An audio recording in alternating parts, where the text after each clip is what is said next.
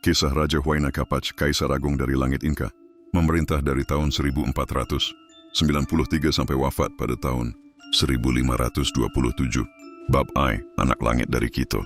Di antara pegunungan Andes yang membentang megah dan langit yang bersih bagai mata, inti sang dewa matahari, lahirlah seorang anak laki-laki yang kelak akan menaklukkan bumi seluas cakrawala. Ia dinamai Huayna Capac, yang artinya pemuda perkasa, putra dari Kaisar Tupac Inka Yupanqui, dan seorang wanita bangsawan dari wilayah utara. Ia sejak kecil sudah diajarkan bahwa darah dewa mengalir dalam nadinya. Di Cusco, ibu kota Kekaisaran Inka, ia tidak sekadar bermain dan belajar, ia berlatih untuk menjadi penguasa dunia.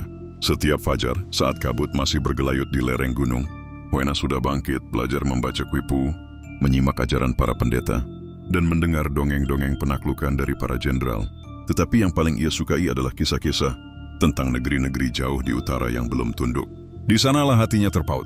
Di masa mudanya, ia belajar memanah, berlari sejauh burung kondor terbang, dan memimpin kelompok muda dalam permainan strategi yang menyerupai perang. Ia bukan hanya seorang pangeran. Ia adalah penjelmaan ambisi kekaisaran.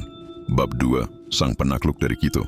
Ketika ayahandanya wafat, Huayna Capac dinobatkan sebagai Sapa Inka, dia yang tunggal, sang penguasa agung. Ia masih muda, namun wajahnya telah keras oleh tekad.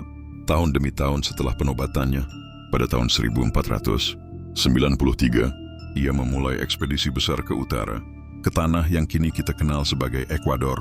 Berbeda dengan ayahnya yang fokus memperkuat pusat kekuasaan, Huayna Capac adalah seekor elang yang ingin mengangkasa lebih jauh. Ia memimpin pasukan melintasi lembah dan pegunungan, mendirikan benteng-benteng dan pusat administrasi, serta memaksa suku-suku yang tangguh untuk tunduk, seperti Canyari dan Kuitu.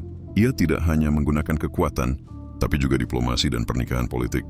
Di Quito, ia membangun istana yang megah, memperkenalkan mitmak kuna, pemindahan penduduk, dan menyebarkan bahasa Quechua sebagai bahasa resmi, menanam akar kekaisaran jauh dari Cusco.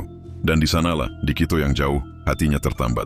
Ia mulai jarang kembali ke Cusco, bahkan membesarkan anak-anaknya di sana, termasuk dua putranya yang kelak akan menjadi pusat pertikaian besar, Atahualpa dan Huáscar. Bab Terrari, kekaisaran yang terbentang sejauh langit. Di bawah pemerintahan Huayna Capac, kekaisaran Inka mencapai wilayah terluasnya, dari ujung selatan Chile hingga ke utara Kolombia, dari pesisir Pasifik hingga ke puncak-puncak Andes. Rakyat dari ratusan suku tunduk pada perintah Cusco dan Quito. Ia membangun jalan-jalan besar, memperluas sistem kapaknyan, sehingga para pembawa pesan caski bisa menyampaikan kabar dalam waktu yang menakjubkan. Ia memperkuat sistem administrasi, membagi wilayah menjadi 4 suyu,